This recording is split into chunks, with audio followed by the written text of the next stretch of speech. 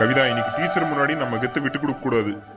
ராகுல் பண்ற எல்லா குசும்புக்கும் அவங்க ஸ்கூல் சரியில்லைன்னு நம்ம ஒரு பிட்ட போடணும், சரியா? நானும் வருவேன். என் பேரை என்னதான் படிக்கிறான்னு நானும் பார்க்கணும். அந்த டீச்சர் அம்மா கிட்ட வீட்டு படம் அதிகமா கொடுக்காதீங்கன்னு சொல்லணும். அப்பா பாட்டி வேண்டாம்ப்பா. பாட்டி வந்தா என் சீக்கிரட் எல்லாம் டீச்சர் கிட்ட சொல்லிடுவாங்க. என்ன கவிதா, இது ஸ்கூலா லைப்ரரியா? ஏன் எல்லாரும் இவ்வளவு அமைதியா இருக்காங்க? தம்பி, உங்க பிரின்சிபால் ரூம் எங்க? சுந்தர், மெதுவா, இது கான்வென்ட் ஸ்கூல். அங்க பாருங்க, எல்லாரும் இங்கிலீஷ்ல பேசுறாங்க. நீங்களும் கொஞ்சம் மேனேஜ் பண்ணுங்க. அட்ரஸ் சக்க, நமக்கும் இங்கிலீஷ் வரும்ல. ஏர்லி மார்னிங் கம்மிங்கு, ராகுல் ஸ்டடிங்கு, டீச்சர் ஸ்கோல்டிங்கு, அவ்வளோதான். வாங்க மிஸ்டர் சுந்தர்.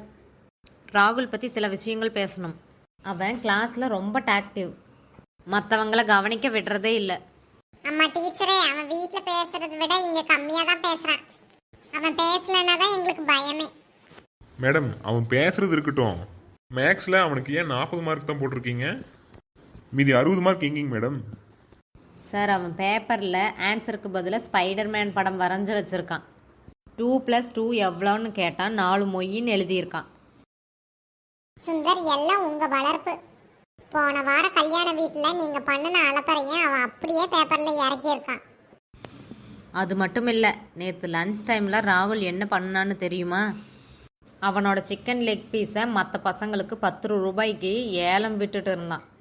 பாத்தியா கவிதா, என் பையனுக்கு இப்பவே பிசினஸ் அறிவு எப்படி இருக்கு பாரு. அட்ரஸ் சக்க. சுந்தர், வாயை மூடுங்க. சாரிங்க மேடம், இனிமே இவனை நாங்க கவனிச்சுக்கிறோம். டீச்சர் அம்மா, அவனுக்கு ஹோம்ஒர்க் கம்மியா கொடுங்க.